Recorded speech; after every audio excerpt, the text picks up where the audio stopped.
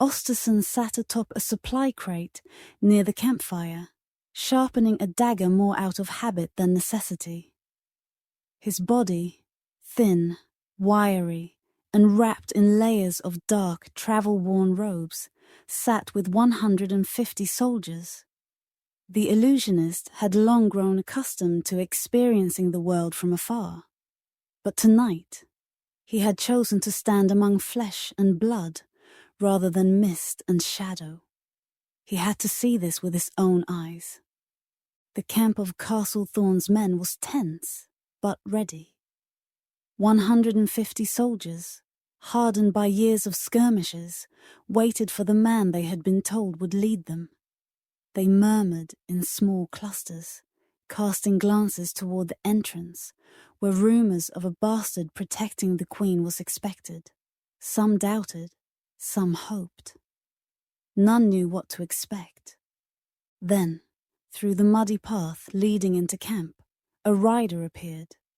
Behind him, several more, but the one at the front, the one who rode with the weight of battle on his shoulders, was northern. Must be the bastard Ostison thought. His leather armor was battered, his sword hand stained with dried blood.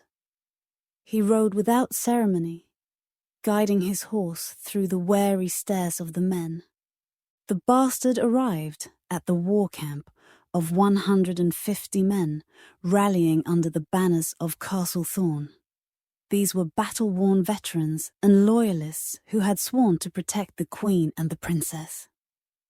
Ostison rolled his eyes as the young boy stepped into the command tent, his cloak heavy with damp and dust, the weight of duty settling across his shoulders like a second skin. This kid is who we were waiting on, he thought. Across from him, Captain Dorian stood by the war table, unmoving, his gaze as cold and calculating as the steel of a well-tempered blade. The flickering lantern light cast deep shadows over his weathered face, but there was no mistaking the sharpness in his eyes. "You're the one they sent?" the captain asked, his tone doubtful. Ostison chuckled to himself. "I am Edmere of Iron Oak," he declared, his voice firm. "And I will lead you to break this siege." Ostison sighed. He is an idiot, he thought to himself. "You arrive unannounced," Dorian said, his voice low and deliberate. "Dragging a queen and a princess into my camp. And now you expect to command my soldiers as if they were your own. Tell me, Edmere, why should I spill the blood of my men for your cause?" Edmere met his gaze without flinching. "Because if we do this right, you won't have to," he said, his northern accent thick with quiet resolve. He stepped closer, resting his hands on the war table. "You have 150 men. They have 200, but they're stretched thin. If we meet them head on, they'll grind us into the dirt. But we don't need to beat them. We only need to hold them long enough." Dorian narrowed his eyes. "Hold them?" He spoke the words slowly, like testing the weight of a blade. "A distraction, then? And what exactly will you be doing while my men bleed for this diversion?" Edmere leaned in, lowering his voice. "I'll take the queen and the princess inside the castle. This war started when they were cast out of Eldoria. If we put them back in the Castle Thorn, we change the game. A rightful queen making a first step to reclaiming what was stolen.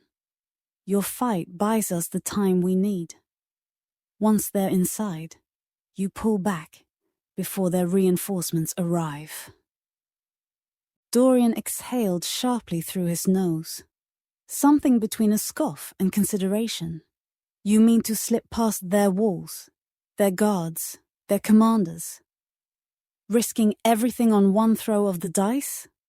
He studied Edmere's face, searching for hesitation, for doubt. "Some would call that reckless." Edmere's jaw tightened. "Some would call it necessary. he said simply. You know as well as I do, we can't win a battle of numbers. But if you hold them just long enough, a few minutes, maybe less, I can get her inside. After that, you're free to fall back. They'll think they've won the day, but by then the war will have already turned against them. Dorian was silent for a long moment, his fingers idly tracing the edge of the map before him. At last, he gave a slow nod.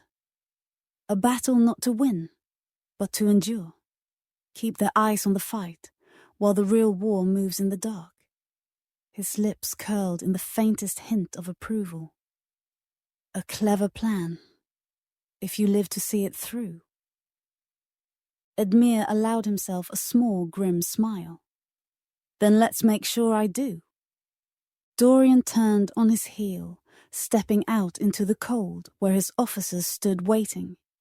His voice cut through the night, sharp and steady. Prepare the men, we march before dawn. If we are to bleed, let it be for something worth bleeding for. He watched Dorian exit the room to inform the Queen of the plans. Then Ostison stood beneath the flickering torchlight, studying Captain Dorian with a measured smirk. The commander of Castle Thorn's forces stood with his hands clasped behind his back, his expression cold and unreadable, his mind already calculating the battle ahead. The Queen must reach the castle safely, Ostison said, adjusting the folds of his robe. If that means misleading the enemy, creating chaos, or even letting Edmere fall, so be it. Dorian did not hesitate. Agreed. His voice was steady, firm. Edmere is a bastard. He may fight well, but he is not the foundation of a kingdom. The Queen is. Ostison raised an eyebrow, intrigued. I expected more resistance from you, Captain. I must say I'm almost disappointed. Dorian's gaze was sharp as a blade. I deal in reality, not sentiment. Edmere is useful, but expendable. The Queen is not. He exhaled slowly. Men rally behind symbols, not swordsmen. If Edmere dies, another can take his place. If the Queen dies, the cause dies with her. A slow smile spread across Ostison's face. How refreshingly ruthless. I believe I'm beginning to like you. I don't need your approval, illusionist, Dorian replied. I need results. Use your magic to keep her hidden, confuse the enemy, buy us time. If you must choose between Edmere and the Queen, you already know the answer. Ostison gave an exaggerated bow. Oh, I never doubted it. Let us hope our dear bastard knows his place. He straightened, grinning. Now then, shall we ensure history remembers the right name? Dorian said nothing, merely nodding before turning back to his men. As the illusionist disappeared into the night, the captain watched, knowing full well that before the battle was done, difficult choices would have to be made. And when the moment came, there would be no hesitation. There was a clashing of swords outside Dot. The battle began, earlier than they thought. The forces of Castle Thorn descended upon the besieging army in a wave of steel and fury. The clash of swords, the roar of battle cries, and the screams of the wounded filled the night air. The night was thick with the scent of blood and burning wood. The battlefield a chaotic sprawl of clashing steel and desperate cries. Ostison, with his frail body, did the best he could to follow, as Edmere moved swiftly, keeping close to the Queen, his body aching from his wounds, but his grip on his sword steady. Behind them, the cleric kept a watchful eye, ready to intervene should either falter. But it was Ostison who ensured they remained unseen. From the shadows, the illusionist worked his craft. With every step they took, the battlefield around them shifted. Soldiers of Castle Eldoria turned their heads, seeing only what Ostison willed them to see. Phantoms of warriors clashing where there were none. Figures running in the opposite direction, distant shouts of false commands leading men astray. When a patrol of enemy knights rode too close, Ostison whispered a few words, and suddenly the ground before them shimmered, revealing an illusory ravine where there was only mud. The riders veered off, cursing, their charge broken, Edmere ignorant to the blessing. Near the castle walls, a squad of enemy archers held position, eyes searching for movement. Ostison gritted his teeth and raised a trembling hand. The archers blinked in confusion as a squad of their own men, wearing the banners of Castle Eldoria, rushed from the side, shouting orders to fall back. Without hesitation, they obeyed, clearing the path to the side gate. Edmere did not waste the opportunity. He pushed forward, the queen moving swiftly beside him. The castle walls loomed ahead. They were almost there. But then, a voice cut through the chaos. "You can't hide forever, illusionist." Ostison's breath caught. He turned his head just as a lone figure stepped through the haze of battle. A knight, clad in dark plate, a wicked smile carved across his scarred face. The smiling knight. Ostison noticed a hidden tunnel, probably known only to the queen's most trusted allies. The queen and the princess fled through the shadows. The queen's expression remained composed, but her eyes betrayed a glimmer of hope as they entered the great hall. Before he could react, the sword slashed Ostison across his skeleton-thin body. He fell to the dirt helpless as the smiling knight fled to the hidden tunnel. He watched Edmere turn and see the knight following the queen. It was the smiling knight's face. His grin was wide, but there was no warmth in it. Only the cruel amusement of a man who saw the world as his, for the taking. "Give her to me," he said, rolling his shoulders as if the weight of his fine cloak was some unbearable burden. "The queen belongs with those who can keep her safe, not with some honor-starved bastard pretending at knighthood." Edmere stood firm, his expression carved from stone. "She's not mine to give," he said evenly.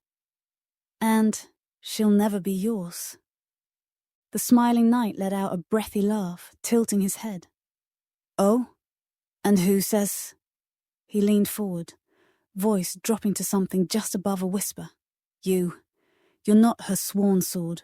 You're not bound by duty, by oath." "I swore an oath," Edmere cut in. His voice low and steady, but edged with something dangerous. "I swore to protect her with my life." The smiling knight's grin twitched at the edges, as if it might snap into a snarl at any moment. "Well, that was stupid of you." He took a slow step closer, his hand resting on the pommel of his sword. "You're a bastard of a dead lord, standing between me and something I want. I could run you through right now, toss your body in the dirt and take her anyway. What would stop me?" Edmere's fingers curled around his hilt, his stance shifting just slightly. "Me."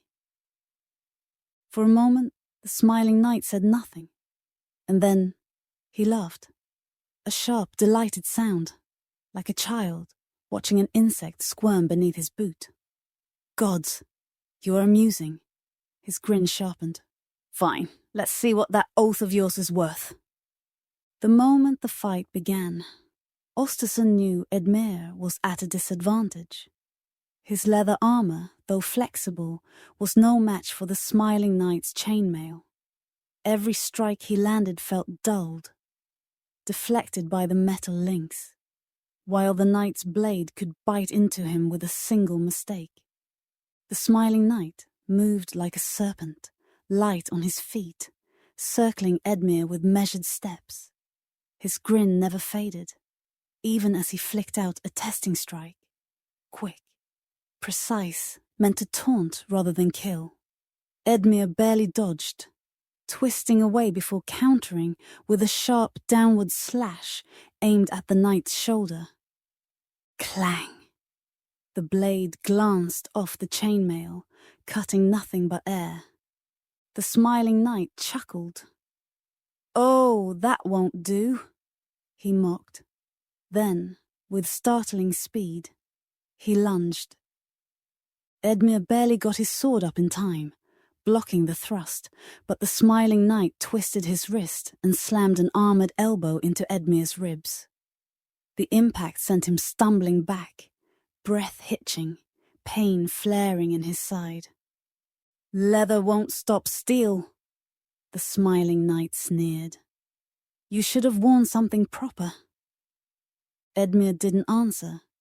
He steadied his stance, watching, waiting.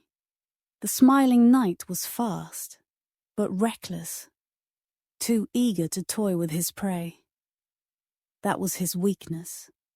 The next time the knight attacked, Edmere let him overextend just slightly, just enough to sidestep the strike and slash hard at his exposed side.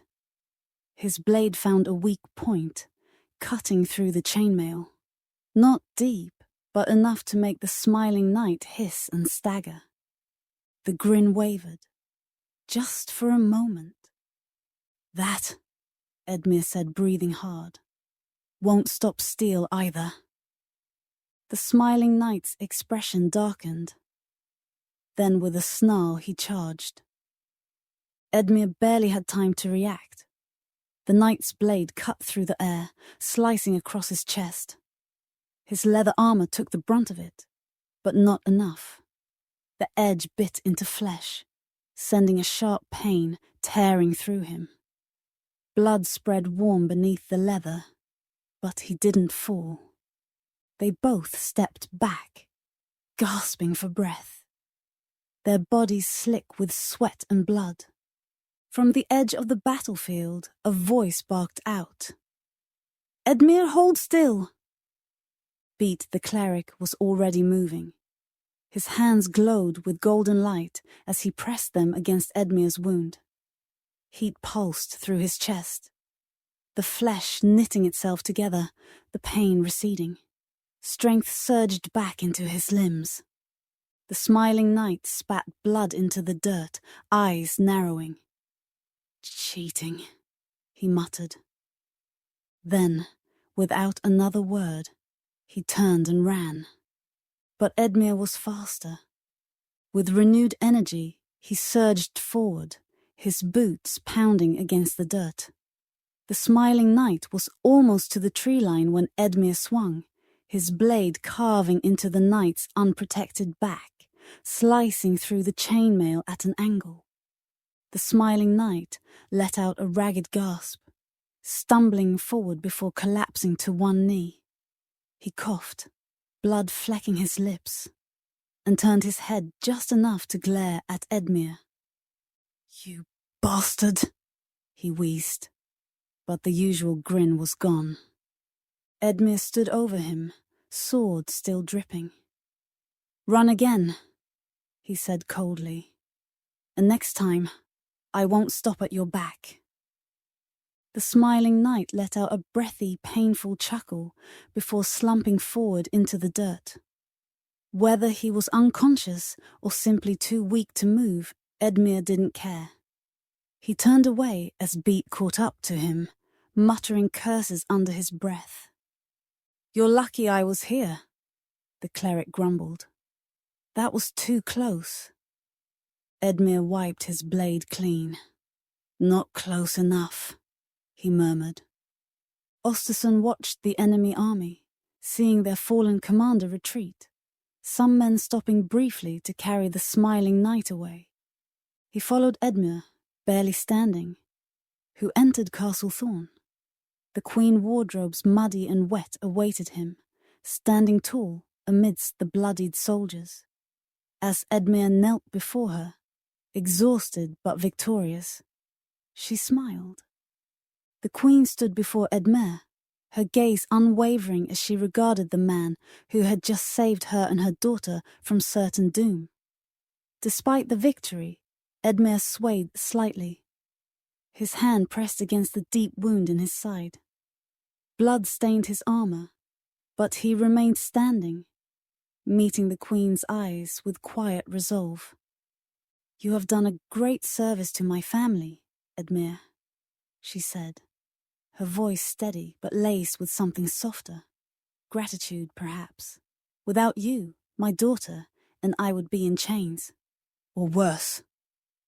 "I did what was right, Your Grace," Edmere replied, wincing as he shifted his weight. "But I fear the cost will be high." "A kingdom is not won without sacrifice," the queen said firmly. She stepped closer, studying him with an appraising gaze. "You have proven yourself a leader, a warrior, and a man I can trust." Edmere met her eyes, his exhaustion evident but his spirit unbroken. "What now, Your Grace?" The queen was silent for a moment. Then a small knowing smile touched her lips. "Now, you will heal, and in time you will wed my second daughter. A hero such as yourself deserves a place among the nobility. My family owes you that much." Edmere hesitated, the weight of her words settling over him. A betrothal, an honor he had not sought nor expected. But he was a man of duty, and he knew what was at stake. Slowly, he nodded. "An honor I did not expect, but I will not refuse." The queen's expression remained unreadable, but there was approval in her eyes. "Rest, Edmere of Valeri. You have changed the course of this war, and soon, perhaps, the fate of this kingdom as well."